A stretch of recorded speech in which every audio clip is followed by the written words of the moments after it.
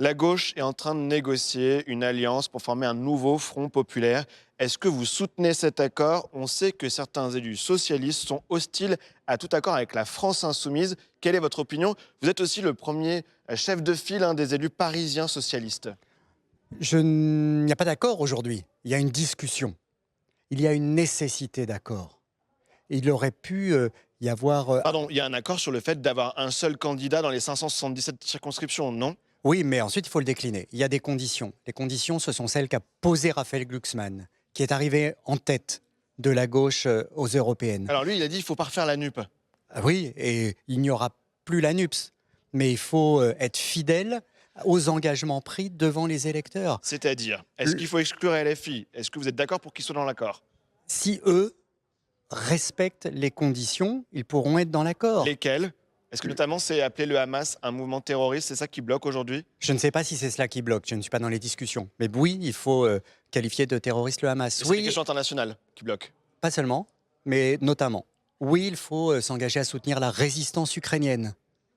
Oui, il faut être très clair et très ferme sur les valeurs républicaines, la laïcité, le refus absolu de l'antisémitisme. Et oui, il faut se mettre d'accord sur des mesures économiques et sociales qui rassemblent la gauche, bien sûr.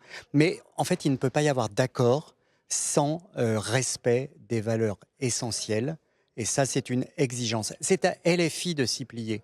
Et si tout LFI ne s'y plie pas, à une partie de LFI, que chacun prenne ses responsabilités aujourd'hui et que la direction du PS soit très ferme. Très bien. Et est-ce qu'il y a aussi une question sur la distribution, maintenant qu'il y a eu un partage avec 230 circos pour LFI, 170 pour le Parti socialiste, 50 pour les communistes. Est-ce qu'il y a maintenant une question aussi sur, notamment à Paris, qui va être candidat? Il faut à la fois un rééquilibrage, évidemment, des circonscriptions. Il n'y a aucun député socialiste Tous les aujourd'hui à LFI Paris. sortants sont-ils reconduits, par exemple? Je n'en sais rien, mais je pense qu'il ne faut pas. Parce qu'il y a des LFI sortants qui, aujourd'hui, ont tenu des propos, ont eu des attitudes qui ne sont pas compatibles avec un front populaire républicain. Mais un certain nombre d'entre eux peuvent tout à fait être dans l'accord. Et puis, par ailleurs, il y a des circonscriptions à conquérir. Et il faut confier ces circonscriptions à conquérir aux socialistes. Ce sera un rééquilibrage et en plus, ce sera plus efficace pour regagner sur la droite et les macronistes ces circonscriptions. J'ai une dernière question, si vous le voulez bien. Qui pourra incarner ce nouveau Front populaire, si donc l'accord devait être abouti d'ici là? Jean-Luc Mélenchon dit qu'il s'en sent capable.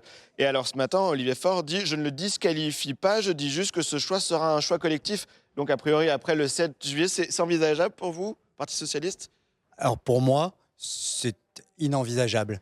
Et je crois que pour les Français aussi. Est-ce qu'on veut faire le score maximum face à l'extrême droite, remporter des circonscriptions, ou est-ce qu'on veut perdre au second tour contre l'extrême droite? C'est la question qui se pose à Jean-Luc Mélenchon. Voilà, donc qu'il se tienne le plus loin possible si on veut gagner, si on veut empêcher l'extrême droite de gagner. Et donc on avait entendu Raphaël Glucksmann parler de Laurent Berger. Est-ce que vous savez si Laurent Berger a répondu à cette main tendue, même officieusement? Il a dit quelqu'un comme Laurent Berger, D'accord. et il a raison. Donc vous, Oui. vous poussez plus pour Laurent Berger? Ou c'est toujours votre proposition? Mais c'est une proposition qui a été émise par Raphaël Glucksmann. C'est une bonne proposition. C'est-à-dire quelqu'un de crédible, d'engagé dans la société, qui peut rassembler, qui porte des valeurs, qui peuvent rassembler les Français, qui peut inspirer confiance. Donc, et qui a combattu la réforme des retraites. C'est cela l'important. Ensuite, ne restons pas comme ça fixés sur un nom. Ça n'est pas le sujet. Merci beaucoup Rémi Féraud pour cette réaction.